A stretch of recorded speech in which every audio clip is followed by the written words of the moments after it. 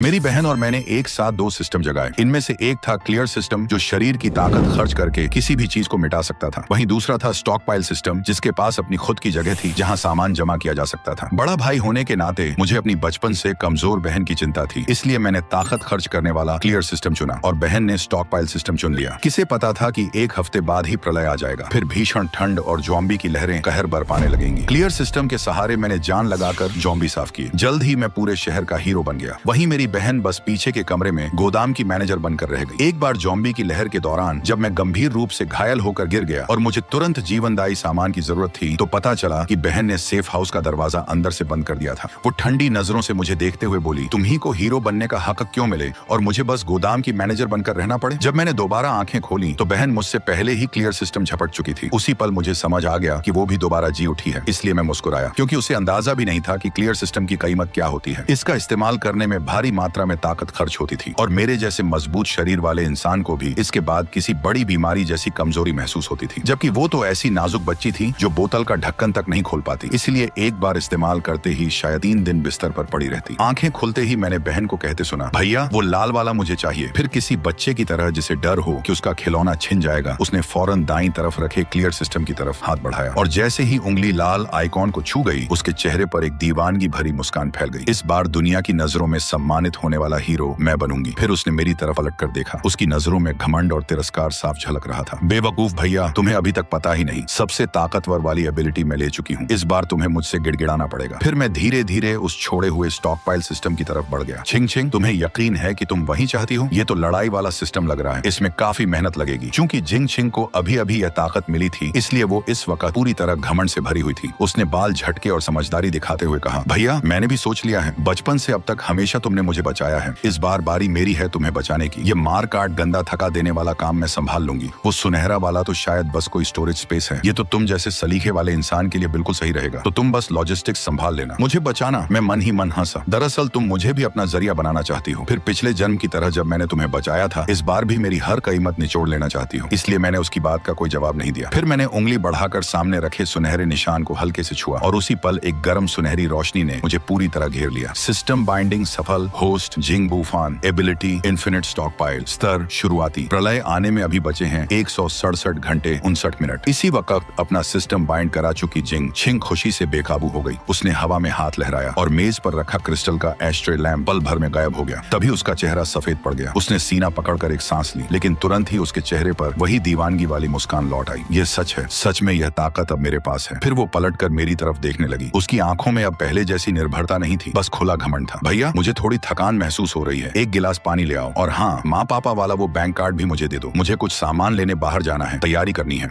उसका लहजा बिल्कुल वैसा था जैसे कोई नौकर को हुक्म दे रहा हो। फिर मैंने अपनी उसी बहन को देखा जिसने पिछले जन्म में मुझे रसातल में धकेल दिया था और धीरे से बस एक शब्द कहा, निकल। उस पल हवा जैसे जम गई। झिंग छिंग के चेहरे की मुस्कान वहीं ठहर गई। उसे यकीन ही नहीं हुआ कि उसने सही सुना है, क्योंकि बचपन से लेकर अब तक मैं उसकी हर बात मानता आया था। भैया तुमने अभी क्या कहा? क्या तुम अब भी इस बात से नाराज हो कि मैंने वो लाल वाला सिस्टम छीन लिया? पर मैंने भी तो तुम्हें बचाने के लिए ही ऐसा किया था। मैंने कहा निकल जाओ यहाँ से। फिर मैं उठकर खड़ा हो गया और ऊपर से नीचे देखते हुए झिंग छिंग को घूरता रहा। और एक बात और, ये घर मेरा है, प्रॉपर्टी के कागज पर मेरा ही नाम लिखा है। 10 मिनट के अंदर अपना सामान समेटो और यहाँ से निकल जाओ। तुम पागल हो गए हो क्या? आखिरकार झिंग छिंग अब अपना नाटक जारी नहीं रख पाई। ये माँ पापा का घर है, तुम्हें मुझे भगाने का हक किसने दिया? और मैंने तो अभी सबसे ताकतवर एबिलिटी जगाई है। तुम्हें अंदाजा भी है इसका क्या मतलब है? प्रलय बस आने ही वाला है, सिर्फ मैं ही तुम्हें बचा सकती हूँ। अभी तुम मुझसे दुश्मनी मोल ले रहे हो, बाद में जब तुम मुझसे गिड़गिड़ाओगे तो मैं तुम्हारी परवाह भी नहीं करूंगी। क्योंकि उसे खुद पर बहुत ज्यादा भरोसा था, इसलिए उसे लगता था कि मैं पिछले जन्म की तरह ही उसके सामने घुटने टेक दूंगा। इसलिए मैं मुस्कुराते हुए कदम दर कदम झिंग छिंग की तरफ बढ़ता गया, यहाँ तक कि उसे दीवार के कोने में धकेल दिया। सबसे ताकतवर एबिलिटी। फिर मैंने जोर से एक मुक्का उसके कान के पास वाली दीवार पर जड़ दिया और एक जोरदार धमाके के साथ झिंग छिंग डर से चीख पड़ी और सिर छुपाकर बैठ गई। तुम्हारी तथाकथित एबिलिटी बस तुम्हारे उन फटे पुराने कपड़ों को गायब कर सकती है? क्या तुम भूल गई हो कि तुम्हारी एबिलिटी सिर्फ मिटा सकती है? 7 दिन बाद तापमान -60 डिग्री तक गिर जाएगा। बिना खाने कपड़ों के चाहे तुम पूरी इमारत ही क्यों न मिटा दो, तुम भूख और ठंड से मर ही जाओगी। इस पर झिंग छिंग का पूरा बदन कांप उठा। सच तो यह है कि उसे इस बात का ख्याल ही नहीं आया था, लेकिन जल्द ही उसने अकड़ कर गर्दन उठाई। तो क्या हुआ? मैं लूट लूंगी। जो भी मुझे सामान देने से इनकार करेगा मैं उसे गायब कर दूंगी। बात रही तुम्हारी, तो एक टूटे फूटे गोदाम की रखवाली करने से क्या फायदा? आखिर तुम्हें भी तो मेरे भरोसे ही रहना पड़ेगा। अच्छा, तो तुम्हारी किस्मत बुलंद रहे। फिर मुझे उससे फालतू बहस करने का मन नहीं था, इसलिए मैं गेट की तरफ चला गया और दरवाजा खोल दिया। अभी के अभी निकल जाओ, वरना मैं मैं सिक्योरिटी बुलाकर तुम्हें बाहर फेंकवा दूंगा। भूलो मत, यह अब भी एक कानूनी समाज है। गैर कानूनी तरीके से घुसने पर मैं पुलिस को बुला सकता हूँ। फिर झिंग छिंग मेरी अटल पीठ को देखती रही।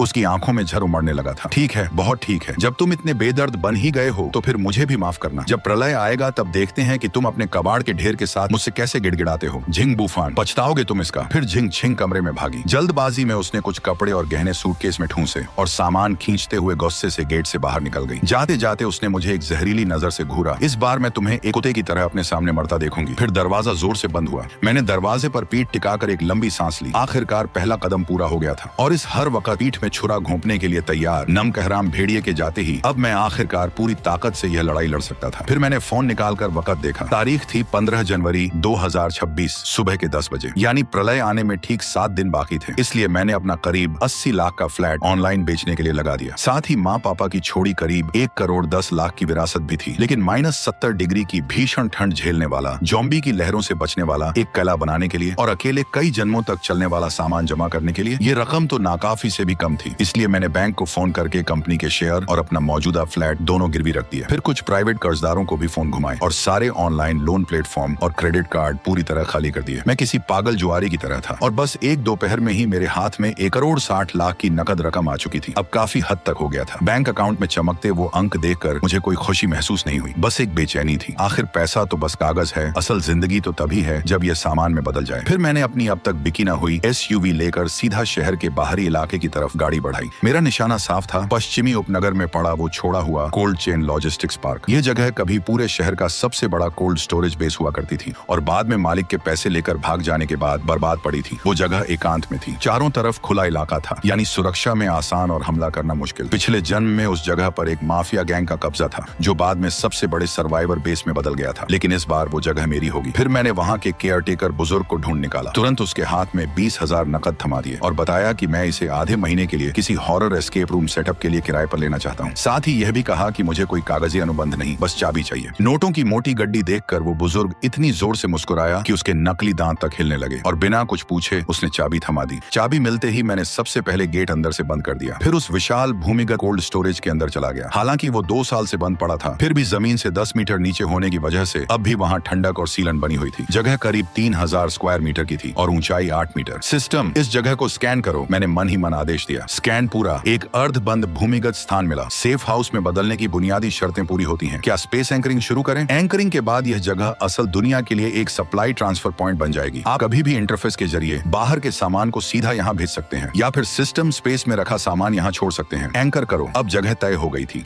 इसलिए अगली बारी थी उसे भरने की। तुरंत मैं सीधा शहर की सबसे बड़ी कृषि थोक मंडी गया और पागलों की तरह सामान जमा करने लगा। मेरी इस दीवानी खरीदारी ने पूरे बाजार में हलचल मचा दी। यहाँ तक कि एक रहस्यमयी नौजवान जो थोक व्यापारी की तरह सामान भर रहा है, ये देखकर मंडी प्रबंधन की नजर भी मुझ पर पड़ गई। लेकिन मैंने पहले से ही अपनी कहानी तैयार कर रखी थी, इसलिए मैंने उन्हें बताया कि यह दूर पहाड़ी इलाकों की कुछ बड़ी खदानों के लिए सालाना सप्लाई का इंतजाम है और चूंकि जल्द ही पहाड़ बंद होने वाले हैं, इसलिए अगले कुछ दिनों में यह पूरा सामान इकट्ठा करना जरूरी है। आखिर पैसे के दम पर चलने वाली इस दुनिया में अगर पैसा सही जगह पहुंच जाए तो चाहे बहाना कितना भी बेतुका क्यों ना हो, कोई ना कोई मदद कर ही देता है। फिर रात होते होते सामान से भरा पहला बड़ा ट्रक पश्चिमी उपनगर की उस छोड़ी हुई फैक्ट्री में दाखिल हुआ। जब सारे मजदूर सामान उतार कर निकल गए तो मैंने लोहे का गेट फिर से बंद कर दिया। अब उस विशाल कोल्ड स्टोरेज में सामान पहाड़ों की तरह ढेर हो गया था। इसके बाद मैं 5 मीटर ऊंचे चावल के उस ढेर के पास गया और हाथ बढ़ाकर सबसे नीचे रखी बोरी पर हथेली टिका दी। अब्सॉर्ब। अगले ही पल आंखों के सामने वो पहाड़ जैसा 50 टन चावल हवा में गायब हो गया। फिर मैंने आंखें बंद की। मेरी चेतना पूरी तरह सिस्टम स्पेस में चली गई। वहाँ उस अनंत सफेद जगह में वो 50 टन चावल हवा में शांत तैरता हुआ नजर आया, बिल्कुल उसी शक्ल में जिसमें अभी अभी वो ढेर किया गया था। दरअसल यहाँ वक्त थम सा गया था, इसलिए चाहे 100 साल बीत जाए, ये चावल पकाने पर भी वैसा ही ताजा स्वाद देगा। वाह, मैं बरबस गुर्रा उठा। आखिर हर चीज को अपनी मुट्ठी में जकड़ लेने, हर चीज पर काबू पा लेने का यह एहसास सच में नशीला था। लेकिन यह तो बस शुरुआत थी, क्योंकि -60 डिग्री की उस भीषण ठंड में बिना किसी गर्मी के स्रोत के यह सारा खाना बस जमी हुई चट्टान बनकर रह जाता। इसलिए मैंने दोस्तों की मदद से 10,000 टन कोयला, डीजल, सोलर पैनल और जनरेटर, साथ ही एयर मैट्रेस भी खरीद डाले। दरअसल मैं सिर्फ इस कोल्ड स्टोरेज में कई जिंदगियों तक चलने वाला खाना जमा नहीं कर रहा था, बल्कि इसे एक ऐसा तापमान नियंत्रित किला बना रहा था जिसे कोई परमाणु बम तक न तोड़ सके। तभी फोन पर एक मैसेज आया झिंग छिंग की तरफ से, एक तस्वीर के साथ। तस्वीर में वो और उसका सीनियर चेन शू किसी शानदार फ्रेंच रेस्टोरेंट में बैठे थे। बेचारे भैया, घर से निकाले जाने के बाद तो बस इंस्टेंट नूडल्स खाकर गुजारा करना पड़ रहा होगा। मैं और सीनियर अपनी नई जिंदगी सेलिब्रेट कर रहे हैं। अगर तुम अभी घुटनों पर बैठकर मुझसे मुझसे माफी मांगो तो शायद मैं तुम्हें ब्रेड का एक टुकड़ा दे दूं। स्क्रीन देखते हुए मेरे होंठों पर एक तंज भरी मुस्कान उभर आई। खाओ, खूब खाओ, ये तुम्हारी जिंदगी का आखिरी खाना है जिसे इंसानों वाला खाना कहा जा सकता है। फिर मैंने बस 2 शब्द टाइप किए, गर्म कपड़े पहनना। इसके बाद उसका नंबर ब्लॉक करके फोन बंद कर दिया। मैं दूसरी मंजिल के लोहे के हवा में लटके गलियारे पर खड़ा था। नीचे दर्जनों मजदूर चींटियों की तरह इस विशाल लोहे के दानव के पेट में काम में जुटे थे। बॉस, ये डिमांड कुछ ज्यादा नहीं है क्या? ये कहने वाले का नाम था लाओ हे, जो आमतौर पर सबसे तेज तर्रार ठेकेदार माना जाता था। लेकिन इस वक्त मेरे हाथ में मौजूद उस बारीकी से भरे नक्शे को देखकर उसका चेहरा भी बुरी तरह उलझा हुआ था। पूरे कमरे में 50 सेंटीमीटर मोटी एरोस्पेस ग्रेड जेल इंसुलेशन लगवानी है और इसके ऊपर 20-20 मिलीमीटर मोटी 2 परतों में बुलेट प्रूफ स्टील प्लेट भी। यह किस तरह की डिजाइन है? परमाणु बम से बचाव या गॉडजिला से? साथ ही तुम्हें हवा के सारे मौजूदा वेंट पूरी तरह बंद करने हैं। बस 2 ऐसे इनटेक वेंट रखने हैं जिनमें बायोकेमिकल फिल्टर लगा हो। इस पर लाओ हे ने माथे का पसीना पोंछा। भाई, ये लागत कोई छोटी रकम नहीं है। पैसा तुम्हारे अकाउंट में डाल दिया गया है, 50 लाख एडवांस। मुझे 3 दिन में यह काम पूरा चाहिए। हर सामान स्टॉक में मौजूद होना चाहिए। अगर स्टॉक में न हो तो किसी और साइट से उखाड़ कर ले आओ। मैं 3 गुना कीमत दूंगा, कोई मोल भाव नहीं। फिर मैंने पलटकर लाओ हे की आंखों में देखा। बस एक ही नियम है, ये मत पूछना कि क्यों। तस्वीर मत लेना, सोशल मीडिया पर मत डालना, और पूरा होने के बाद तुम्हें 20 लाख अलग से चुप रहने की कीमत दूंगा। इस पर लाओ हे का गला बुरी तरह हिल उठा। आखिर 70 लाख कुल मिलाकर ये उसके सामान्य 2 साल के मुनाफे के बराबर था। ठीक है बॉस, तुम तो मेरे लिए बाप समान हो। जब तुम इतने दिलदार हो तो मैं भी यही कह देता हूँ, अगर 3 दिन में काम पूरा न हुआ तो अपना सिर उतारकर तुम्हें फुटबॉल की तरह किक करने दूंगा। जोश से भरे लाओ हे की पीठ देखकर मेरे मन में कोई हलचल नहीं हुई। दरअसल मैं सिर्फ एक पनाहगाह नहीं बना रहा था, बल्कि प्रलय के बाहर एक पूरी तरह स्वतंत्र इकोसिस्टम खड़ा कर रहा था। फिर मैं फैक्ट्री के एक कोने में गया जहाँ अभी अभी पहुंचा एक खास खेप रखी थी। जैसे ही बड़े बड़े लकड़ी के बक्से खुलवाए गए, अंदर से गहरी काली धातु की चमक दिखाई दी। दरअसल यह मामूली स्टील नहीं था, बल्कि खास झरियों से लाए गए high voltage electric fence generator और मिलिट्री ग्रेड बुलेट प्रूफ शीशे थे। आखिर प्रलय के शुरुआती दिनों में सबसे डरावनी चीज ज़ॉम्बी नहीं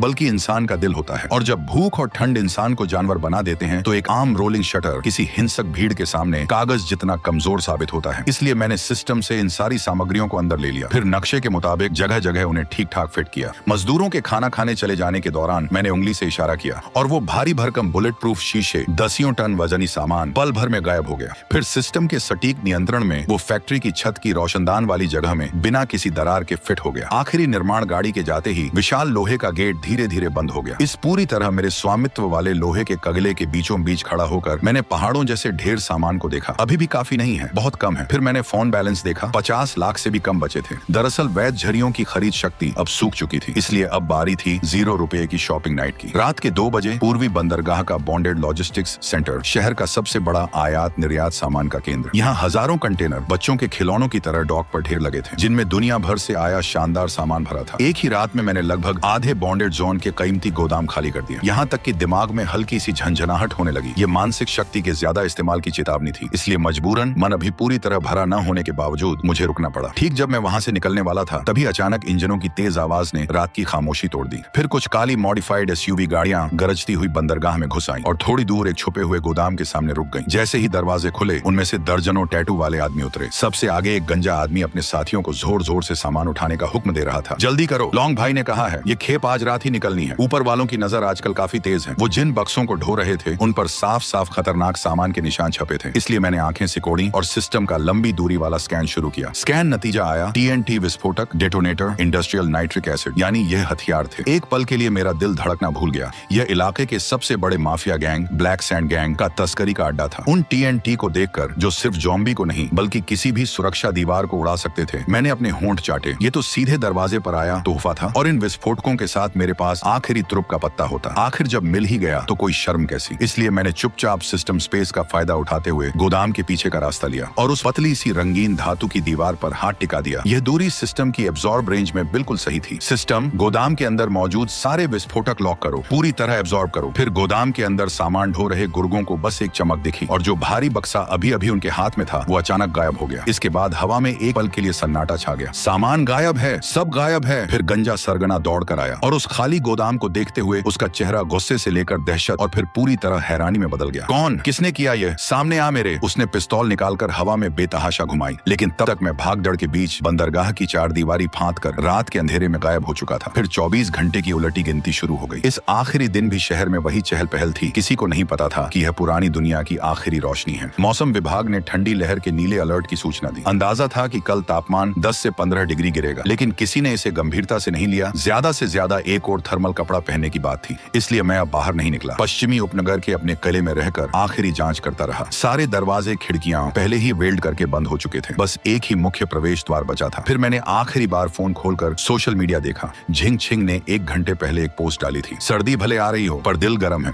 शुक्रिया सीनियर इस सरप्राइज के लिए, भविष्य उज्जवल है, कोई अपने सड़े हुए पैसों के साथ ही सड़ता रहे। इस पर मैं मुस्कुराया, बेहद चमकती मुस्कान, और उस पोस्ट को लाइक कर दिया। तभी बूंदाबांदी अचानक थम गई और फिर पिंग पोंग बॉल के बराबर ओले सीधे बुलेट प्रूफ शीशे पर जोर से टकराने लगे। दूसरा, तीसरा, फिर लगातार गोलियों की तरह तिरछे बरसने लगे। साथ ही तेज आंधी दहाड़ने लगी और तापमान किसी खाई की तरह तेजी से गिरने लगा। तभी फोन स्क्रीन पर तुरंत ब्रेकिंग न्यूज आई। तुरंत सूचना, एक भयंकर ध्रुवीय बवंडर के असर से अगले 3 घंटों में पूरी दुनिया का तापमान 50 डिग्री गिर जाएगा। सभी नागरिक तुरंत घर लौट जाएं। तुरंत, यह कोई अभ्यास नहीं है। आखिरकार प्रलय आ चुका था। बस 10 मिनट में खिड़की के बाहर की दुनिया का रंग ही बदल गया। सड़क पर बेहद कम वक्त में काली बर्फ की मोटी परत जम गई और दर्जनों गाड़ियां आपस में टकराकर आग की लपटों में घिर गईं। लेकिन आग फैल पाती इससे पहले ही भीषण ठंड ने उसे दबा दिया और वो एक अजीब जमे हुए रूप में बदल गई। गाड़ियों में फंसे लोग दहशत में दरवाजे खोलकर भागने की कोशिश करते रहे, लेकिन गाड़ी के दरवाजे पहले ही जम चुके थे। कुछ लोगों ने शीशे तोड़कर बाहर निकलने की कोशिश की, लेकिन बाहर की हवा छूते ही उनका पूरा शरीर मानो गर्मी से पूरी तरह खाली हो गया। इसी वजह से उनकी हरकत तुरंत जम गई और चेहरे पर उभरा वो दहशत भरा भाव वहीं जम गया। इस तरह वो सब जीते जागते बर्फ की मूर्तों में बदल गए। घर के अंदर लगे थर्मामीटर पर देखा कि बाहर का तापमान -30 डिग्री से नीचे जा चुका है और हर मिनट 1 डिग्री की रफ्तार से गिर रहा है। वहीं मेरे सेफ हाउस के अंदर तापमान 24 डिग्री पर स्थिर था, इसलिए मैंने अपनी जैकेट उतार दी और बस एक पतली टी शर्ट पहने हुए सही तरह से सिका हुआ वागू बीफ का एक टुकड़ा मुंह में डाल दिया। आराम। इसी बीच शहर के बीचों बीच एक शानदार अपार्टमेंट में कितनी ठंड है यार, ये क्या हुआ? हीटिंग कैसे बंद हो गई? झिंग छिंग अभी अभी खरीदे उस कश्मीरी कंबल में लिपटी हुई थी, फिर भी वो बुरी तरह कांप रही थी। दरअसल ठीक उसी वक्त पूरे कॉम्प्लेक्स का हीटिंग सिस्टम पाइप फटने की वजह से ठप्प पड़ गया था। घर के अंदर तापमान -5 डिग्री तक गिर चुका था। हालांकि यह अभी जानलेवा स्तर तक नहीं पहुंचा था, फिर भी नाजुक ढंग से पली बढ़ी झिंग छिंग के लिए यह पहले से ही नर्क बन चुका था। फिर उसने बगल में बैठे चेंशू को धकेला, वो भी उतना ही ठंड से जूझ रहा था और बदहवास होकर अपने ऊपर जितने भी कपड़े थे सब चढ़ा रहा था। झिंग छिंग ने कोने की तरफ इशारा किया। दोनों बदहवासी में सामान टटोलने लगे, लेकिन उन्हें 10 से भी कम हीट पैच बचे मिले। ये पूरी रात निकालने के लिए बिल्कुल नाकाफी था। फिर झिंग छिंग ने जैसे किसी आखिरी सहारे को पकड़ते हुए कांपते हाथों से फोन उठाकर मेरा नंबर मिलाया। माफ करें, आपके द्वारा डायल किया गया नंबर बंद है। तभी चेंशू की आंखों में एक झिझक तैरी, पर बाहर तो इतनी बर्फ पड़ रही है। खिड़की के बाहर के डरावने तूफान को देखकर झिंग छिंग भी हिचकिचाई, लेकिन आखिरकार लालच डर पर भारी पड़ गया, इसलिए दोनों जितने भी कपड़े पहन सकते थे पहनकर मुश्किल से नीचे भागे। फिर गाड़ी में घुसे, इंजन स्टार्ट किया। जैसे ही गर्म हवा निकली, दोनों ने राहत की सांस ली। चलो पश्चिमी उपनगर की तरफ। फिर झिंग छिंग की आंखों में एक जहरीली चमक दौड़ गई। जैसे ही झिंग बूफान मिलेगा, मैं उसे बर्फ में घुटनों पर बिठाकर माफी मांगने पर मजबूर करूंगी। अपनी पहले की बेइज्जती के लिए मुझसे माफी मांगने पर मजबूर करूंगी। इसी वक्त पश्चिमी उपनगर में मैं मॉनिटर स्क्रीन के एक कोने पर नजर गड़ाए हुए था, जहां कुछ आवारा कुत्ते एक दूसरे से चिपक कर कांप रहे थे। तभी अचानक उनमें से एक कुत्ते का शरीर हिंसक ढंग से ऐंठने लगा। उसकी आंखें पल भर में खून से भरकर लाल हो गईं और एक चीत्कार जो किसी जीव जैसी ही नहीं लग रही थी, वीराने में गूंज उठी। इसके बाद वो नया बना जॉम्बी कुत्ता तुरंत अपने साथी पर टूट पड़ा। खून बर्फ पर बिखर गया और पल भर में लाल क्रिस्टल की तरह जम गया। दरअसल यह कोई आम वायरस नहीं था, ये ठंड भूख का जॉम्बी जर था। ये ठंड से नहीं डरता, बल्कि जितनी ठंड बढ़ती उतना ही उत्तेजित होता। इसलिए मैंने चॉपस्टिक्स नीचे रख दी। आखिरकार आ ही गया। फिर मैं उठकर कंट्रोल पैनल के पास गया, वो लाल बटन दबा दिया। तुरंत युद्ध तैयारी सुरक्षा मोड चालू हो गया। फैक्ट्री के बाहरी घेरे की पहली सुरक्षा लाइन का हाई वोल्टेज इलेक्ट्रिक फेंस पल भर में करंट से भर गया। नीली चिंगारियां बर्फीली आंधी में कड़कड़ाने लगी। फिर मैंने वाइन का गिलास उठाकर मॉनिटर पर दिखते तूफान की तरफ हल्के से चीयर्स किया। स्वागत है नर्क में मेरे मेहमानों। अब तक पश्चिमी उपनगर का बर्फीला तूफान पूरी तरह एक सफेद तबाही में बदल चुका था। विजिबिलिटी 5 मीटर से भी कम रह गई थी। एक सफेद BMW X5 किसी नशेड़ी की तरह लड़खड़ाते हुए आधे मीटर तक जमी बर्फ वाली सड़क पर मुश्किल से आगे बढ़ रही थी। झिंग छिंग सामने की सीट पर बैठी थी, 2 रजाइयों में लिपटी हुई। फिर भी उसके ऊपर नीचे के दांत बुरी तरह किटकिटा रहे थे। वहीं चेन शू का स्टीयरिंग व्हील पकड़ा हाथ पहले ही सुन्न हो चुका था, पूरा नीला बैंगनी फ्रॉस्टबाइट से भरा हुआ। तभी एक तेज कड़क आवाज आई। गाड़ी अचानक नीचे झुक गई और फिर इंजन पूरी तरह बंद हो गया। गाड़ी का निचला हिस्सा सड़क के बीचों बीच जमी बर्फ के एक सख्त टुकड़े में फंस गया था। इस पर चेन शू ने निराशा में स्टीयरिंग पर मुक्का मारा,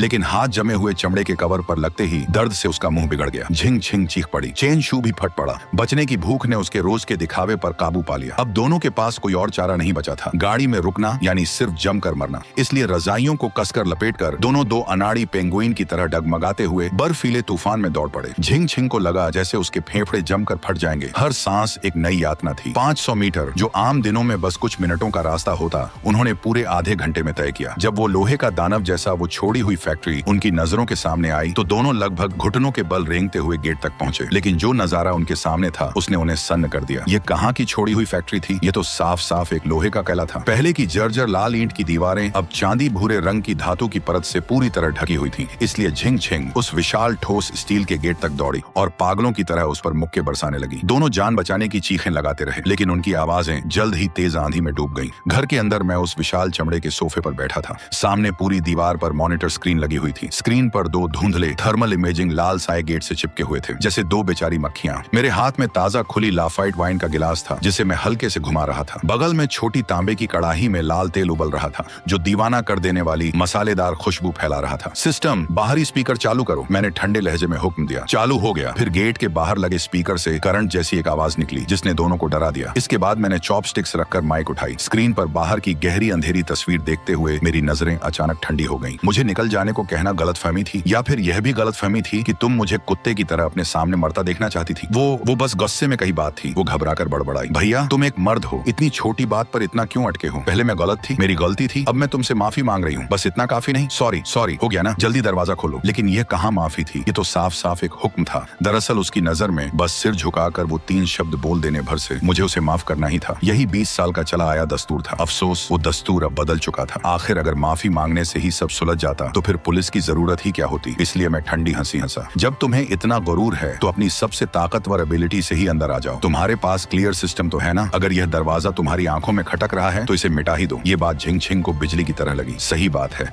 मेरे पास सिस्टम है। दरअसल वो इतनी ठंड से सुन्न हो चुकी थी कि अपना सिस्टम होना ही भूल बैठी थी। ठीक है, अगर तुम दरवाजा नहीं खोलोगे तो मैं खुद खोल लूंगी, फिर बाद में मुझसे मत गिड़गिड़ाना। फिर झिंग छिंग की आंखों में एक हिंसक चमक आई। उसने गहरी सांस ली, अपना जमा हुआ हाथ उस दरवाजे पर जोर से टिका दिया और अंदर की ऊर्जा उमड़ पड़ी। क्लियर। उसकी हथेली से एक लाल रोशनी फूटी, जोर से दरवाजे से टकराई, लेकिन जैसा उसने सोचा था वो दरवाजा गायब नहीं हुआ। इसके उलट वो लाल रोशनी मानो किसी अदृश्य दीवार से टकराई और तुरंत वापस उछल गई, जिससे झिंग छिंग का हाथ सुन्न पड़ गया और वो पीछे की तरफ बर्फ में गिर पड़ी। सिस्टम चेतावनी, लक्ष्य वस्तु की सघनता बहुत ज्यादा है और उसे उच्च स्तरीय ऊर्जा से मजबूत किया गया है। स्पेशियल पैराडॉक्स, होस्ट का मौजूदा स्तर इसे मिटाने के लिए काफी नहीं है। जबरदस्ती मिटाने पर जीवन शक्ति खर्च होगी। नहीं, नामुमकिन। झिंग छिंग अविश्वास से उस अटल खड़े दरवाजे को देखती रही। फिर स्पीकर से मेरी बेरहम तंज भरी हंसी गूंजी। बताना भूल गया, इस दरवाजे में मैंने 50 लाख की एरोस्पेस ग्रेड मिश्र धातु लगवाई है और लगता है मेरा सिस्टम शायद ठीक तुम्हारे सिस्टम को काट देता है। तुम्हारा क्लियर मेरी चीजों को मिटा नहीं सकता। अब यहाँ से दूर हट जाओ, मेरे घर के दरवाजे की बर्फ गंदी मत करो। इसके बाद स्पीकर बंद हो गया और तुरंत गेट के ऊपर लगी सर्च लाइट जल उठी। 2 तेज चुभती रोशनियां सीधे दोनों के चेहरे पर पड़ी, जिससे उनकी आंखें चौंधिया गईं। फिर झिंग छिंग बर्फ में बैठी, हड्डियों तक ढंसती वो ठंड महसूस करते हुए उस कभी न खुलने वाले दरवाजे को देखती रही। पहली बार उसे असली मायने में निराशा का एहसास हुआ। इसके बाद आधा घंटा बीत गया, फिर भी झिंग छिंग और चेन शू वहां से नहीं हिले, क्योंकि गाड़ी खराब हो चुकी थी। इसलिए दोनों को मजबूरन फैक्ट्री के गेट के पास एक बंद जगह में दुबकना पड़ा। क्या करें, मुझे अपने पैर महसूस नहीं हो रहे। झिंग छिंग के होंठ पहले ही बैंगनी काले पड़ चुके थे, पलकों पर बर्फ के मोती जम गए थे। वहीं चेन शू की हालत तो और भी बुरी थी। उसने अपने पहले से कम कपड़ों में से एक झिंग छिंग को दे दिया था और अब पूरा शरीर बुरी तरह कांप रहा था। नजरें धुंधली होने लगी थी। मत जाना, सो गई तो फिर नहीं उठोगी। तभी ऊपर से एक ऐसी गहरी खुशबू आई जो मानो रूह तक खींच ले। दोनों ने मुश्किल से सिर उठाया। खाना चाहते हो? मैं दूसरी मंजिल की छत पर खड़ा था, हाथ में अधखाया हॉट पॉट का कटोरा लिया। झिंग बूफान प्लीज, बस एक घूंट दे दो, बस एक घूंट गर्म सूप। चेन शू आखिरकार टूट गया। वो बर्फ में घुटनों के बल गिर गया और ऊपर की तरफ पागलों की तरह सिर झुकाने लगा। मैंने तुम्हें बास्केटबॉल खेलना सिखाया था, पुरानी दोस्ती की खातिर मुझे बचा लो। पुरानी दोस्ती? फिर मैंने हल्की सी मुस्कान के साथ अभी अभी सिकी फैटी बीफ का एक टुकड़ा उठाया। जब तुम दोनों ने मुझे घर से बाहर बंद किया था तब क्या पुरानी दोस्ती याद थी? इसके बाद मैंने हाथ ढीला छोड़ दिया और वो भाप छोड़ता, लाल तेल टपकाता फैटी बीफ का टुकड़ा दोनों के सामने बर्फ के गंदे ढेर पर जा गिरा। चेन शू लगभग बिना सोचे समझे उसे लपकने के लिए झपटा, लेकिन झिंग छिंग उससे तेज थी। मेरा! उसने वो गंदगी से सना मांस का टुकड़ा उठाया और सीधे मुंह में ठूंस लिया, बिना चबाए ही निगल गई। उस पल की गर्माहट ने उससे एक संतुष्टि भरी आह निकाल दी। स्वाद कैसा है? अच्छा है, अच्छा है। झिंग छिंग आंसू बहाते हुए सिर हिलाती रही। अब जब पेट भर गया तो जल्दी से यहाँ से निकल जाओ। मेरे सिक्योरिटी सिस्टम को पता चला है कि कुछ छोटे दोस्त उस खुशबू की तरफ खींचे चले आ रहे हैं। इससे पहले कि दोनों को कुछ समझ आता, दूर बर्फीले तूफान में हरी हरी आंखों के कई जोड़े चमक उठे। साथ ही हवा के साथ एक भारी गुर्राहट भी बहकर आई। वो मुतांत ज़ॉम्बी कुत्तों का झुंड था। भागो, जल्दी भागो! चेन शू सबसे तेज प्रतिक्रिया करते हुए झिंग छिंग को खींचकर भागने लगा, लेकिन जमीन पूरी तरह बर्फीली थी, इसलिए दोनों के पैर फिसले और वो बुरी तरह जमीन पर गिर पड़े। तब तक पहला ज़ॉम्बी कुत्ता पहले ही झपट चुका था। उसका खूनी मुंह सीधे चेन शू की जांघ पर जा टिका। बचाओ झिंग बूफान, बचाओ! चेन शू सुअर की तरह चीख पड़ा। इसके बाद उसने पूरी ताकत से उस कुत्ते को लात मारी, लेकिन उसे तो दर्द ही महसूस नहीं होता था। इस जानलेवा पल पल में चेंशू की आंखों में एक बेरहम चमक आई। उसने अचानक बगल में मौजूद झिंग छिंग को पकड़ा और पूरी ताकत से कुत्ते के मुंह की तरफ धकेल दिया। खुद उसी झटके से बगल में लुढ़क गया। सीनियर, ये क्या कर रहे हो? झिंग छिंग दहशत से चीखी, उस बदबूदार मुंह को देखते हुए जो अब उसकी गर्दन तोड़ने ही वाला था। जीवन और मौत के उस एक पल में बचने की इच्छा डर पर भारी पड़ गई। इसलिए झिंग छिंग ने उस झपटे कुत्ते के सिर को घूरते हुए अपने दिमाग में चमकते उस लाल आइकॉन पर पूरा जोर लगाया और मन ही मन दहाड़ी, गायब हो जाओ। फिर वो विशाल टिबेटन मास्टिफ का सिर झिंग छिंग की नाक से बस 1 सेंटीमीटर की दूरी पर पूरी तरह मिट गया। बस बिना सिर की एक आधी लाश बची जो जोर से झिंग छिंग के ऊपर आ गिरी, जिससे उसका दम घुटने लगा।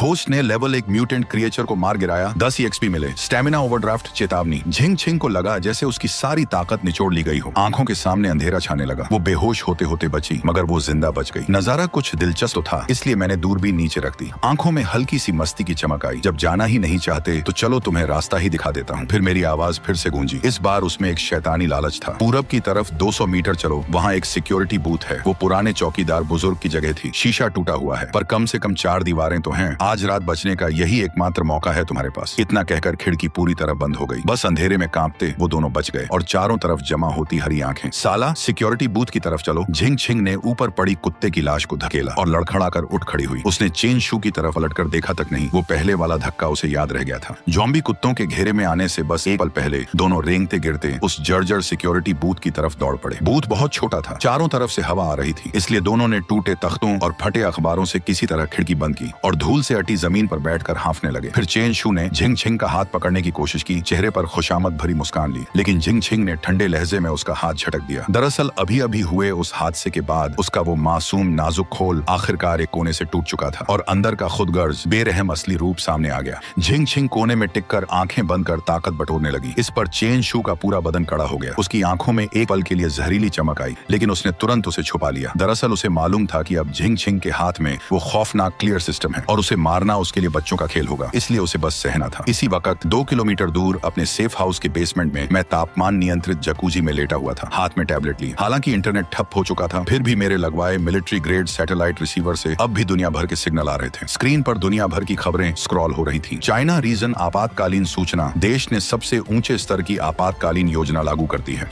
जगह जगह सरकारी शरण स्थल खोल दिए गए हैं। बचे हुए लोग नजदीकी शरण स्थल में जाएं। पास का शरण स्थल पूर्वी शहर स्पोर्ट्स सेंटर, शरण स्थल नंबर 7। मैंने इस पते को देखा। पिछले जन्म में यह जगह सच में शुरुआती दिनों का सबसे बड़ा अड्डा था, लेकिन ठीक इसी वजह से बहुत ज्यादा लोगों के जमा होने से सामान बेहद तेजी से खत्म हो गया था और साथ में बदइंतजामी भी थी। 1 महीने के अंदर वहाँ वो मशहूर अनाज गोदाम विद्रोह हुआ था, जिसमें हजारों लोग मारे गए थे। लगता है इतिहास की राह अब भी नहीं बदली। इसलिए मैंने न्यूज बंद करके सिस्टम इंटरफेस खोला। मौजूदा कुल stock 32,000 ton. System level LV1, EXP 0%। अगले स्तर की शर्त 10 लेवल 1 ज़ॉम्बी गोल्ड कोर इकट्ठा करो। Gold core. पिछले जन्म में लोगों को प्रलय के तीसरे महीने तक यह पता ही नहीं चला था कि ज़ॉम्बी के दिमाग में मौजूद गोल्ड कोर का इस्तेमाल एबिलिटी बढ़ाने के लिए किया जा सकता है, लेकिन मुझे यह अभी से मालूम है। और वो बेवकूफ झिंग छिंग अभी अभी बस अपनी जान बचाने के लिए कुत्ते को मारने में उलझी हुई अपना सबसे कीमती इनाम बर्फ में ही छोड़ आई। वो मेरे अनुभव के खजाने थे, इसलिए उन्हें बर्बाद नहीं होने दिया जा सकता। फिर मैंने एक हल्की गरमाई देने वाली नैनो सूट पहनी, टैक्टिकल गियर उठाया और तय किया कि बाहर निकलकर एक चक्कर लगाऊंगा। इस भीषण बर्फीले तूफान की पहली रात को ही अपना पहला खजाना बटोरने और साथ ही यह भी देखने कि वो दोनों चौकीदार कहीं जमकर मर तो नहीं गए। मैंने पूरी तरह बंद हीटिंग वाला नैनो सूट पहन रखा था। पश्चिमी उपनगर के वीराने में 50 मीटर आगे वो ज़ॉम्बी कुत्तों का झुंड सिक्योरिटी बूथ के चारों तरफ मंडरा रहा था। कुल 7 थे, इसलिए मैंने सांस पर काबू पाया और बर्फ के ढेर के पीछे से जहां मैं छुपा था तेजी से बाहर निकला। पहला ज़ॉम्बी कुत्ता अब भी सिक्योरिटी बूथ की तरफ गुर्रा रहा था। उसे बिल्कुल भनक नहीं लगी। मेरी कुल्हाड़ी तब तक तैयार थी। एक धीमी आवाज के साथ उसकी सख्त खोपड़ी सीधे 2 टुकड़ों में बढ़ गई। Level 1 zombie dog killed, EXP +5। इस हलचल से बाकी 6 कुत्ते चौकन्ने हो गए। सबसे बड़ा वाला टिबेटन मास्टिफ जो झुंड का नेता था तेजी से पलटा। उसकी हरी भरी चमकती आंखें सीधे मुंह पर टिक गईं। फिर उसने पिछले पैरों से जोर लगाया और उसका विशाल शरीर टैंक की तरह मेरी तरफ दौड़ पड़ा। जैसे ही वो मुझसे आधे मीटर की दूरी पर आया, अब्सॉर्ब, मैंने बायां हाथ उस मास्टिफ के पैरों के नीचे की जमीन की तरफ किया और उसी पल 2 मीटर व्यास का बर्फ और जमी मिट्टी का हिस्सा हवा में गायब हो गया। पैरों के नीचे से जमीन गायब होते ही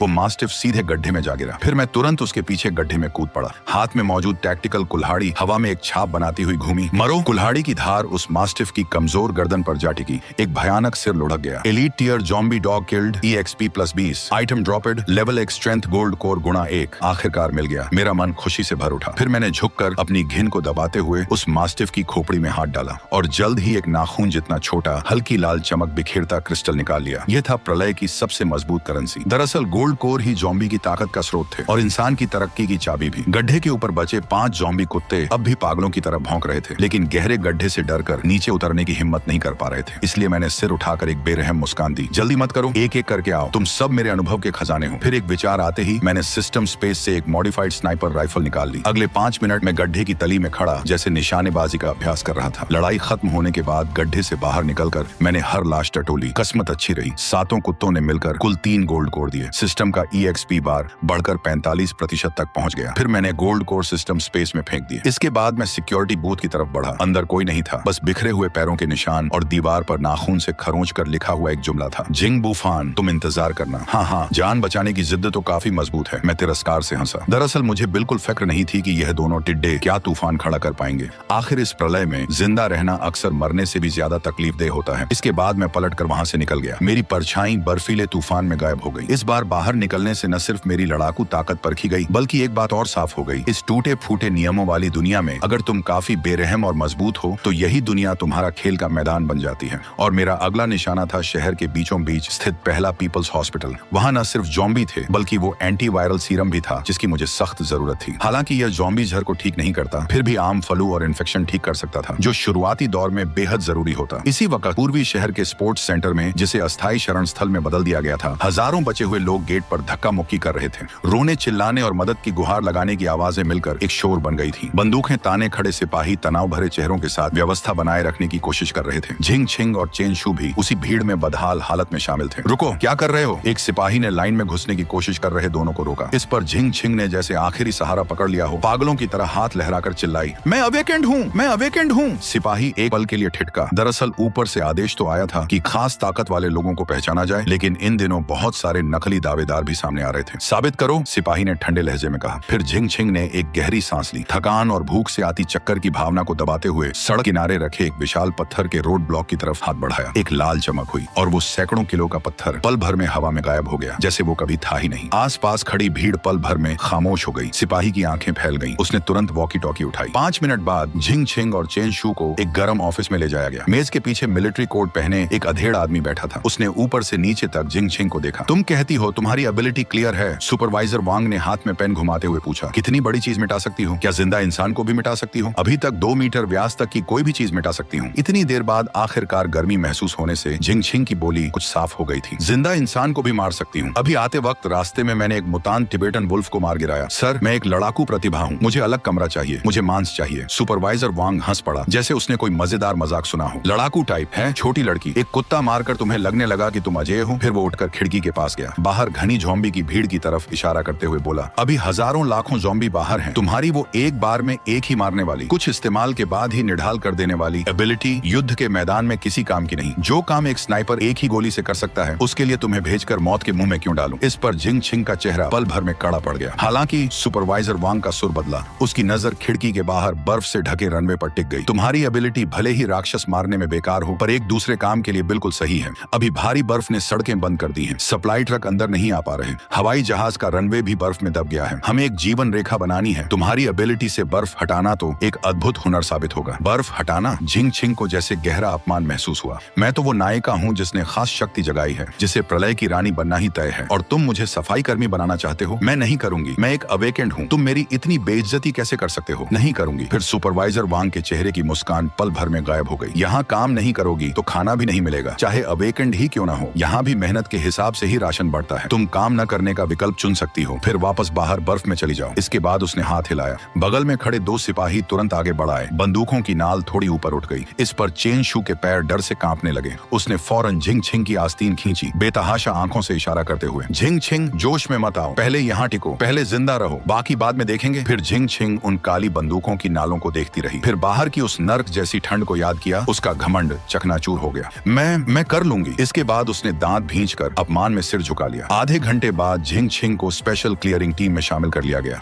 बैच नंबर 098। उसका काम बहुत आसान था। कंस्ट्रक्शन गाड़ियों के आगे खड़े होकर सामने 1 मीटर मोटी बर्फ और मलबे पर लगातार अपनी एबिलिटी चलाना। क्लियर। सामने की बर्फ की दीवार का एक हिस्सा गायब होता और काफिला उतना ही आगे बढ़ता। हर बार एबिलिटी चलाने पर उसे लगता जैसे उसका शरीर पूरी तरह निचोड़ लिया गया हो। जल्दी करो, क्या देर लगा रही हो? पीछे काफिला इंतजार कर रहा है। निरीक्षक मेगाफोन लेकर चिल्लाता। जरा भी हिचकिचाहट पर बुरी तरह डांट पड़ती। वहीं चेन शू के पास कोई एबिलिटी मोबिलिटी न होने की वजह से उसे सबसे निचली हॉलिंग टीम में भेज दिया गया। उसका काम था ठंड से जमे या ज़ॉम्बी के कांटे हुए लोगों को उठाकर जलाने के गड्ढे तक ले जाना। वहाँ की बदबू इंसान को बेहोश कर देने लायक थी और हर वक्त संक्रमण का खतरा भी था, लेकिन जिंदा रहने के लिए उस आधे सड़े हुए बन के टुकड़े को पाने के लिए उसे बस सहना पड़ता। गहरी रात दोनों स्टेडियम की बेंचों के नीचे साझा बिस्तर पर थक कर गिर पड़े, जहाँ सैकड़ों लोग ठूंसे हुए थे। पसीने और गंदगी की बदबू आपस में मिली हुई थी। झिंग छिंग अपने सूजे गले हुए घावों से भरे हाथों को देखती रही। आंसू रोके नहीं रुक रहे थे। ऐसा नहीं होना चाहिए था। मेरे पास तो सिस्टम है, मैं तो दोबारा जन्मी हूँ। उसे झिंग बूफान याद आया, उसकी वो गर्म चिमनी याद आई। तुम अभी बहुत खुश हो रहे होगे झिंग बूफान। इसलिए झिंग छिंग ने गंदे कंबल को कसकर पकड़ लिया, नाखून हथेली में ढंस गए। इंतजार करना, जैसे ही मैं ऊपर पहुंचूंगी, जैसे ही मुझे यहाँ के सबसे बड़े कमांडर से मिलने का मौका मिलेगा, मैं तुमसे वो सब कुछ उगलवा दूंगी जो तुमने निगला है। इसी वक्त शहर के पहले हॉस्पिटल में गेट के सामने के चौक में जमे हुए ज़ॉम्बी का झुंड भरा हुआ था। ये चीजें मरी नहीं थी, बस किसी जिंदा इंसान की गर्मी महसूस होते ही ये तुरंत जाग उठती। सिस्टम स्टेल्थ मोड चालू करो। फिर मैंने अपने चारों तरफ एक ध्वनि रोधी घेरा बनाने के लिए थोड़ी ऊर्जा खर्च की। क्लाइंबिंग क्लॉ का इस्तेमाल करके सीधे तीसरी मंजिल की खिड़की तक चढ़ गया। तीसरी मंजिल पर फार्मेसी थी, यहाँ ज़ॉम्बी की तादाद कम थी। कुछ भटकती नर्स ज़ॉम्बी को निपटाने के बाद मैं शेल्फों के सामने गया, हथेली आगे की,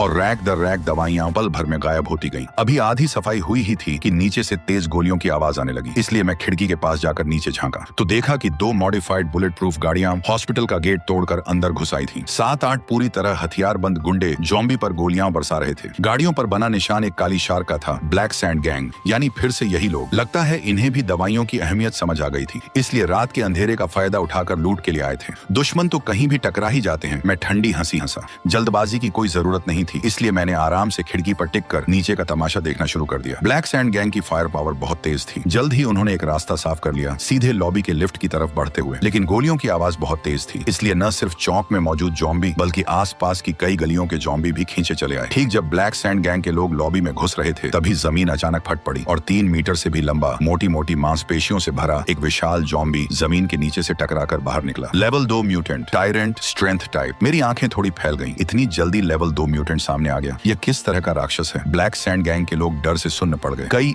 एक साथ चल पड़े, लेकिन जो गोलियां और टायरेंट के शरीर पर लगी, उनसे बस कुछ बर्फ के फुहारे जैसे उछले। फिर टायरेंट ने गुस्से से दहाड़ लगाई और बगल में पड़ा एक छोड़ा हुआ स्ट्रेचर बेड उठाकर फ्रिस्बी की तरफ फेंक मारा। 2 ब्लैक सैंड गैंग के गुर्गे सीधे कुचलकर गूदा बन गए। सारा नजारा पल भर में बेकाबू हो गया। अच्छा मौका, मेरी आंखें चमक उठी। आखिर उस टायरेंट के लेवल 2 गोल्ड कोर से मैं सीधे लेवल अप कर सकता था और शायद कोई नई स्किल भी जगा सकता था। इसलिए मैं धैर्य से इंतजार करता रहा जब तक ब्लैक सैंड गैंग के लोग टायरेंट की ताकत खर्च करवाते रहे। 5 मिनट बाद लॉबी में सन्नाटा छा गया। 7 ब्लैक सैंड गैंग सदस्य लाशें बन चुके थे। वहीं वो टायरेंट भी बुरी तरह घायल था, जोर जोर से हांफते हुए जमीन पर पड़ा लाशों को खाकर अपने जख्म भरने की कोशिश कर रहा था। अब वक्त था, मैं मक्खी की तरह तीसरी मंजिल से नीचे कूद पड़ा। हवा में उड़ते हुए ही सिस्टम स्पेस से TNT का एक बंडल निकाला, फ्यूज जलाया। ये लो तुम्हारे लिए एक तोहफा। टायरेंट ने बड़ा मुंह खोला, बिना सोचे समझे उसे खाने की चीज समझा और सीधा उसे मुंह में दबा लिया। मैं जमीन पर गिरते गिरते लुढ़का और एक मजबूत खंभे के पीछे छुप गया। भयानक धमाके की आवाज से पूरी इमारत हिल गई। जैसे ही धुआं छौंटा, टायरेंट की गर्दन से ऊपर का पूरा हिस्सा पूरी तरह गायब हो चुका था। बस एक विशाल बिना सिर की लाश खून के तालाब में पड़ी रह गई। फिर मैं वहां चला गया और गोश्त के बिखरे हुए टुकड़ों में हाथ मारने लगा। आखिरकार एक अखरोट के आकार का गोल्ड कोर मिल गया। लेवल 2 स्ट्रेंथ गोल्ड कोर गुणा एक obtained. High purity energy source detected, absorb immediately for level up. हाँ, हाथ में मौजूद वो गोल्ड कोर पल भर में गर्मी की एक धारा में बदलकर मेरी हथेली में समा गया। मुझे लगा जैसे शरीर की हर हड्डी कड़कड़ा उठी हो। ताकत पागलों की तरह उमड़ रही थी। System level up successful, current level LV2, new feature unlocked, space blade, consumes mental energy. असल दुनिया में 1 मीटर लंबी जगह की दरार बनाता है। भौतिक सुरक्षा को नजरअंदाज करके किसी भी चीज को काट सकता है, हर सुरक्षा को नजरअंदाज। फिर मैंने अपनी हथेली देखी और उसे हल्का सा हिलाया। मेरी उंगली की नोक पर स्याही जैसी काली पतली लकीर उभर आई। मैंने हल्के से बगल में खड़ी उस बुलेट प्रूफ गाड़ी की मोटी कवच पर स्वाइप किया। बिल्कुल टोफू काटने जैसा सख्त स्टील प्लेट में सीधे एक चिकना कट लग गया। ताकत हद से ज्यादा थी। संतुष्ट होकर मैंने अपनी एबिलिटी समेट ली। फिर देखा उन दोनों गाड़ियों की तरफ जिनके इंजन अब भी चल रहे थे और जो पिछले कुछ दिनों में ब्लैक सैंड गैंग की लूटी हुई सप्लाई से भरी थी। शुक्रिया दोस्तों। फिर मैंने जमीन पर पड़ी लाशों की तरफ हाथ हिलाया और गाड़ियों समेत पूरा सामान समेट कर ले गया। इस बार हॉस्पिटल जाने से न सिर्फ मुझे दवाई मिली और लेवल अप हुआ, बल्कि साथ में एक अच्छी खासी लूट भी हाथ लगी। यही तो असल में प्रलय की सही रफ्तार होनी चाहिए। प्रलय का 15वां दिन, शरण स्थल नंबर 7। यहाँ की हवा बहती भी नहीं थी, बल्कि खट्टी बदबू और निराशा की गंध से भर चुकी थी। कभी 50,000 लोगों को समा सकने वाला यह स्टेडियम अब बस 30,000 से भी कम लोगों तक सिमट चुका था। व्यवस्था पूरी तरह टूट चुकी थी और जैसे ही जनरेटर आखिरकार बंद हो गए, सभ्यता की वो आखिरी हल्की सी रोशनी भी बुझ गई। अंधेरे में लोग अब इंसान नहीं रहे, बल्कि भूखे जानवर बन चुके थे। खाना नहीं बचा, गोदाम खोलो। अफसर खुद अंदर छुपकर खाना खा रहे हैं और हमें पेड़ की छाल चबाने को छोड़ दिया है। बिना किसी चेतावनी के दंगा भड़क उठा। हजारों बचे हुए लोग जिनकी आंखें गुस्से से लाल हो चुकी थीं, गार्ड्स की सुरक्षा लाइन तोड़कर सैलाब की तरह मुख्य प्रबंधन क्षेत्र की तरफ उमड़ पड़े। गोलियों, चीखों और हिंसा की आवाजें एक साथ गूंज उठी। झिंग छिंग स्टैंड के एक कोने में दुबकी हुई थी। हाथ में वो पहले से ही कुंद हो चुकी बर्फ हटाने वाली फावड़ी कसकर पकड़ी हुई थी। उसका यह पूरा हफ्ता मौत से भी बदतर बीता था। पहले जो हाथ गोरे गुलाबी हुआ करते थे, अब पूरी तरह फ्रॉस्टबाइट और छालों से भरे थे। उस क्लियर सिस्टम ने उसे बस भारी मेहनत करने वाली मजदूर बना दिया था। यह जगह खत्म हो चुकी है। चेंशू खून से लथपथ चेहरा ले दौड़ता आया। सुना है बाहर के राक्षसों ने डिफेंस लाइन तोड़ दी है। यह जगह अब मौत का इलाका बनने वाली है। भागो, पर कहां भागे? झिंग छिंग बाहर फैले बर्फीले तूफान को निराशा से देखती रही। बाहर -60 डिग्री है। बाहर निकलना यानी सीधे मौत। पश्चिमी उपनगर की तरफ अपने भाई के पास चलो। चेंशू ने उसके कंधे पकड़कर जोर से हिलाया। मैंने सोच लिया है। उसकी आवाज किसी शैतान की फुसफुसाहट जैसी थी। पहले हम दोनों अकेले नहीं जा सके, लेकिन अगर हम इन हजारों लोगों को साथ लेकर जाएं तो तुम्हारे भाई का वो किला चाहे कितना भी मजबूत क्यों ना हो, क्या वो एक पूरी सेना और हजारों पागलों को रोक पाएगा? झिंग छिंग सुन्न रह गई। क्या तुम्हें पता है कि सुपरवाइजर वांग के पास अभी भी कुछ आर्मर्ड गाड़ियां और भारी हथियार हैं? अगर तुम उसे बता दो कि पश्चिमी उपनगर में सामान से भरा गर्म और बिजली वाला एक भूमिगत किला है, तो सोचो वो क्या करेगा। फिर झिंग छिंग की नजरों का रंग बदल गया, निराशा से नफरत में और आखिर में एक पागलपन भरे इरादे में। सही तो है, आखिर मैं क्यों नर्क में तड़पूं जबकि तुम झिंग बूफान स्वर्ग में मजे ले रहे हो। जब तुमने दरवाजा खोलकर मुझे बचाया ही नहीं, तो मैं ही यह नर्क तुम्हारे दरवाजे तक लेकर आऊंगी। अगर मरना ही है तो सब साथ मरेंगे। मुख्य ऑफिस के अंदर सुपरवाइजर वांग माथे पर पसीना लिए अपने आदमियों को दस्तावेज नष्ट करने और भागने की तैयारी का हुक्म दे रहा था। सर, मुझे एक जगह पता है। झिंग छिंग तानी हुई बंदूकों की परवाह किए बिना अंदर घुस आई, जोर से चिल्लाते हुए। मुझे पता है कहाँ सामान है। हजारों टन सामान, साथ ही जनरेटर और एक पूरी तरह सुरक्षित बचाव किला। सुपरवाइजर वांग तेजी से पलटा, उसे घूरते हुए बोला, तुम क्या कह रही हो? अगर तुमने झूठ बोला तो मैं तुम्हें अभी गोली मार दूंगा। मैं झूठ नहीं बोल रही, वो मेरे अपने भाई की जगह है। वो स्टॉक पाइल सिस्टम अवेकेंड है। प्रलय से पहले ही उसने पूरे शहर के कोल्ड स्टोरेज खाली कर दिए थे। ये जगह पश्चिमी उपनगर के छोड़े हुए फैक्ट्री में है। बस उस जगह पर कब्जा कर लो, हम सब जिंदा रह सकते हैं, सब लोग बच सकते हैं। सुपरवाइजर वांग की आंखों में एक चमक आई। ये वही लालच था जो किसी को बर्बादी के कगार से नई जिंदगी की उम्मीद दिखने पर जाग उठता है। ठीक है, बहुत अच्छा, सबको खबर पहुंचाओ। सुनो सब, जो मरना नहीं चाहता, जो भूखा नहीं रहना चाहता, वो मेरे साथ चले। निशाना है पश्चिमी उपनगर। जो भी उस जगह को जीत लेगा, वहाँ का सामान जो चाहे उठा सकता है। ये खबर वायरस की तरह पूरे शरण स्थल में फैल गई। पश्चिमी उपनगर में अनाज गोदाम है। एक खुदगर्ज अमीरजादे ने हजारों टन मांस जमा कर रखा है। चलो हमला करके सब लूट लें। जो लोग अब तक आपस में लड़ रहे थे, उन्हें पल भर में एक साझा निशाना मिल गया। आधे घंटे बाद 5 आर्मर्ड गाड़ियां आगे आगे रास्ता बना रही थी। उनके पीछे दर्जनों मॉडिफाइड ट्रक और उनके पीछे हजारों बचे हुए लोगों की भारी कतार पूरे जोश के साथ बर्फीले तूफान में दाखिल हो गई। झिंग छिंग आगे वाली आर्मर्ड गाड़ी में बैठी थी, हाथ में सुपरवाइजर वांग की दी हुई सूखी बिस्किट लिए, होंठों पर एक बेरहम मुस्कान ली। भैया, इस बार मैं तुम्हारे लिए हजारों की फौज लेकर तुम्हें नए साल की बधाई देने आई हूँ। अब देखते हैं तुम कैसे दरवाजा नहीं खोलते। वहीं कतार के सबसे पीछे इंसानी गंध सूंघ कर आया वो जॉम्बी सैलाब भी चुपचाप उनके पीछे चलने लगा। मौत अब जाल कस रही थी। इस्पात के किले में अलार्म अचानक बज उठा। फिर उसकी जगह एक शानदार गूंजता हुआ संगीत बजने लगा। मैं काले टैक्टिकल कोट में दूसरी मंजिल की बुलेट प्रूफ फर्श से छत तक की खिड़की के सामने खड़ा था। हाथ में रेड वाइन का गिलास लिए दूर बर्फ में रेंगती उस लंबी कतार को देखते हुए आखिरकार आ ही गए। मॉनिटर स्क्रीन पर बिखरे लाल बिंदुओं को देखते हुए मेरे होंठों पर मुस्कान फैल गई। सिस्टम इंटरफेस पर एक चेतावनी उभरी। बड़े पैमाने पर दुश्मन लक्ष्य नजदीक आ रहे हैं। दुश्मन की तैनाती, आर्मर्ड गाड़ियां 5, भारी machine gun 3, RPG launcher 5, awakened 12 और 3000 से ज्यादा हथियारबंद दंगाई। पीछे आ रहे लक्ष्य 5000 लेवल 1 जॉम्बी का झुंड और 3 लेवल 2 म्यूटेंट। सच में मुझे बहुत कीमत दे रहे हैं ये लोग। फिर मैंने हल्का सा वाइन का घूंट लिया। मुझे जरा भी घबराहट नहीं थी, बल्कि एक अजीब सा उत्साह था। इन दिनों घर पर बैठे बैठे मुझे काई तक जमने लगी थी। एबिलिटी अपग्रेड करने और पुरानी फिल्में देखने के अलावा और कुछ करने को था ही नहीं। ये ब्लेड की धार पर नाचने वाला रोमांच ही असल में प्रलय का सबसे बड़ा मजा था। काफिला फैक्ट्री से 500 मीटर पहले रुक गया। स्पीकर से सुपरवाइजर वांग की आवाज आई, अंदर मौजूद व्यक्ति सुनो,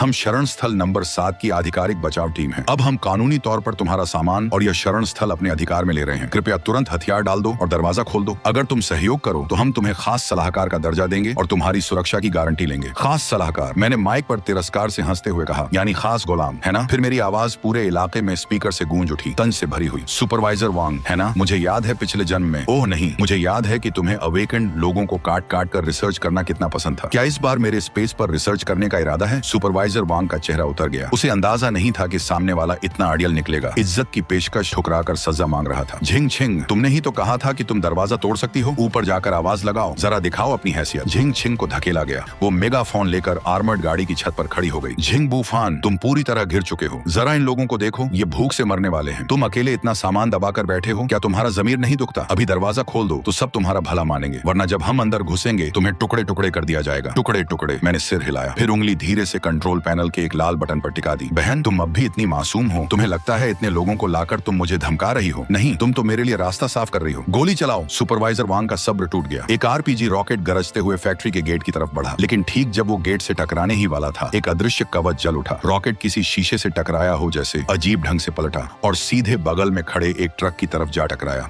दंगाइयों से भरा वो ट्रक पल भर में मलबे में बदल गया। क्या? सब हैरान रह गए। जवाबी हमला करो, गोली चलाओ। अनगिनत गोलियां बारिश की तरह दीवार पर बरसने लगी, लेकिन बस चिंगारियां उछलती रहीं, पेंट तक ठीक से नहीं उतरा। फिर मैंने उंगलियां चटकाई, अब मेरी बारी है। इसके बाद बटन दबाया। Defence system sequence 2, minefield activated. सबसे आगे दौड़ते दंगाइयों के पैरों तले बर्फ अचानक धंसने लगी। सैकड़ों माइन एक के बाद एक फट पड़ी। बर्फ का मैदान पल भर में लाल हो गया। सैकड़ों लोग बस भाप बनकर उड़ गए। पीछे हटो, जल्दी पीछे हटो। भीड़ दहशत में पीछे धकेलने लगी, लेकिन पीछे से आ रहे लोग अब भी आगे बढ़ रहे थे। पूरा नजारा पल भर में अफरा तफरी में बदल गया। तभी पीछे बर्फीले मैदान से एक कान फाड़ती दहाड़ गूंज उठी। धमाकों और खून की गंध से खींचे हजारों ज़ॉम्बी आखिरकार अपने नुकीले दांत निकाल चुके थे। खून की गंध से उकसाए हुए वो पागल कुत्तों की तरह भीड़ के पिछले हिस्से में घुस पड़े। बचाओ ज़ॉम्बी, पीछे ज़ॉम्बी हैं, हम दोनों तरफ से घिर गए हैं। झिंग छिंग, जल्दी अपनी एबिलिटी से सामने की माइनफील्ड साफ करो, जल्दी। सुपरवाइजर वांग की आंखें डर से लाल पड़ गईं। बंदूक झिंग छिंग के सिर पर टिका दी। झिंग छिंग डर से पूरी तरह कांप उठी। इसके बाद उसने पूरी ताकत से सामने की तरफ क्लियर चलाना शुरू किया, लेकिन माइनफील्ड बहुत बड़ा था। उसकी थोड़ी सी ताकत सागर में एक बूंद के बराबर थी। 1 मिनट के अंदर उसकी नाक से खून बहने लगा और वो गाड़ी की छत पर लुढ़क गई। मुझसे नहीं होगा, सच में नहीं होगा। बेकार। सुपरवाइजर वांग ने उसे लात मारकर गाड़ी से नीचे गिरा दिया और आर्मर्ड गाड़ी में घुसकर पलटने और भागने की कोशिश करने लगा, लेकिन मैं उसे कैसे भाग जाने देता? इतनी दूर आए हो तो कुछ तो छोड़कर जाओ। मैं छत पर खड़ा हुआ, दायां हाथ उठाया और उस मुड़ती हुई आर्मर्ड गाड़ी की तरफ हवा में एक वार किया। Space blade. एक दिखने वाली काली दरार हवा में चीर गई बिना किसी आवाज के। फिर वो 10 टन से भी ज्यादा भारी आर्मर्ड गाड़ी अंदर बैठे सुपरवाइजर वांग समेत सीधे बीच से 2 टुकड़ों में कट गई। पूरा मैदान सन्न रह गया, मानो सब इस एक वार की ताकत से डर गए हों। क्या यही किसी देवता की ताकत है? लाशों के ढेर में छुपा चेन शू ऊंचाई पर किसी देवता की तरह खड़े उस आदमी को देखता रह गया। डर के मारे उसकी पैंट गीली हो गई। लड़ाई पूरे 3 घंटे तक चलती रही। बर्फ में गहराई तक भागकर बचे कुछ लोगों को छोड़कर वो 3000 से ज्यादा लोगों की कतार लगभग पूरी तरह खत्म हो चुकी थी। चारों तरफ लाशें बिखरी पड़ी थी। खून की गर्मी ने बर्फ पिघला दी थी और फिर वो जल्द ही मोटी लाल बर्फ की परत में जम गया, जिसने इस पूरी जगह को एक विशाल खुले मुर्दा घर में बदल दिया। ज़ॉम्बी का झुंड भी मेरी भारी मशीन गन की गोलीबारी से लगभग पूरी तरह साफ हो चुका था। बर्फीला तूफान थम गया। आसमान के किनारे एक पीला सफेद चांद टंगा हुआ था, जो इस धरती के नर्क को रोशन कर रहा था। गेट के सामने अब बस 2 जिंदा लोग बचे थे, झिंग छिंग और चेन शू। उनकी किस्मत अच्छी थी, क्योंकि शुरुआत में गाड़ी से नीचे गिरा दिए जाने के बाद वो आर्मर्ड गाड़ी के मलबे के नीचे मरे होने का नाटक करके छुप गए थे, और यही वजह थी कि वो अब तक बचे हुए थे। गेट धीरे धीरे खुला। मैं हाथ में वो टैक्टिकल कुल्हाड़ी लिए कदम दर कदम दोनों की तरफ बढ़ा। झिंग छिंग जमीन पर घुटनों के बल पूरे चेहरे पर खौन लिए किसी भिखारी की तरह मेरी तरफ रेंगने लगी। मैं दोनों के सामने 2 मीटर की दूरी पर रुक गया। कुछ नहीं कहा, बल्कि सिस्टम स्पेस से एक मेज कुर्सी निकाल ली। फिर एक छोटा सा लाल मिट्टी का चूल्हा भी निकाला। आग जलाई, बर्तन चढ़ाया, पानी डाला, मसाले मिलाए। जल्द ही वो खुशबू फिर से हवा में फैलने लगी। इसके बाद मैंने बारीक कटी भेड़ के मांस की एक थाली निकाली और आराम से उसे उबालना शुरू कर दिया। खाना चाहते हो? मैंने एक टुकड़ा उठाकर भाप को फूंका। झिंग छिंग और चेन शू का गला सूखने लगा। आंखों में तड़प थी, मगर उससे ज्यादा डर। झिंग छिंग रोते हुए गिड़गिड़ाने लगी। ये नजारा तो बहुत जाना पहचाना लगता है। मैंने वो मांस मुंह में डालकर धीरे धीरे चबाया। पिछले जन्म में मैंने भी तुमसे ठीक इसी तरह गिड़गिड़ाया था। उस दरवाजे के उस पार मैंने तुमसे बस एक घूंट पानी मांगा था, चाहे एक्सपायर हुआ, बिस्किट का टुकड़ा ही सही। तब तुमने क्या कहा था? झिंग छिंग बुरी तरह कांपने लगी। बोलने की हिम्मत नहीं हुई। तुमने कहा था कि सामान बस काम के लोगों के लिए है, बेकार लोगों को तो हवा तक बर्बाद करने का हक नहीं। फिर मैंने चॉपस्टिक्स रख दी, ठंडी नजरों से दोनों को घूरते हुए। अब मैं यही बात तुम दोनों को वापस लौटाता हूँ। इसके बाद मैं उठ खड़ा हुआ। हाथ में टैक्टिकल कुल्हाड़ी छानी में चमक उठी। चेन शू, मैंने आवाज लगाई। चेन शू को लगा शायद उसे बचने का मौका मिलेगा, इसलिए फौरन सिर उठाया। तुमने कहा था तुम झिंग छिंग से प्यार करते हो, उसके लिए मरने को तैयार हो, है ना? जाओ फिर। चेन शू एक पल के लिए हिचकिचाया, बगल में बैठी झिंग छिंग की तरफ देखा। अगर तुम उसे मार दो तो मैं तुम्हें अंदर आकर हॉट पॉट खाने दूंगा, साथ ही एक गर्म कमरा भी दूंगा। मेरी आवाज में एक गहरा लालच घुला हुआ था। शायद मैं तुम्हें एक प्यूरिफिकेशन सीरम भी दे दूं, ताकि तुम भी अवेकेंड बन सको। एक चाकू चेन शू के सामने फेंका गया। ये इंसान के दिल की आखिरी परीक्षा थी। झिंग छिंग दहशत से चेन शू को देखती रही, बिना सोचे समझे पीछे हट गई। चेन शू ने उस चाकू को देखा, फिर झिंग बूफान के पीछे रोशनी से जगमगाते गर्म कले को देखा, फिर सामने खड़ी इस गंदी, अब बिल्कुल बेकार हो चुकी औरत को देखा। उसी पल प्यार नाम का वो नकाब पूरी तरह टूट गया। चेन शू ने झट से चाकू उठाया, चेहरे पर हिंसक भाव लिए झिंग छिंग पर झपट पड़ा। झिंग छिंग चीख पड़ी। बचने की सहज इच्छा ने उसकी आखिरी ताकत जगा दी। क्लियर। हालांकि उसकी ताकत पूरी तरह खत्म हो चुकी थी, फिर भी यह वार सही निशाने पर लगा। चेन शू के हाथ में मौजूद चाकू पल भर में गायब हो हो गया, लेकिन तब तक वो झिंग छिंग पर पूरी तरह टूट पड़ा था, दोनों हाथों से उसकी गर्दन दबाते हुए। फिर दोनों खून के तालाब में गुत्थम गुत्था हो गए, दो जंगली जानवरों की तरह एक दूसरे को नोचते खसोटते। कितना घिनौना, बेहद घिनौना नजारा।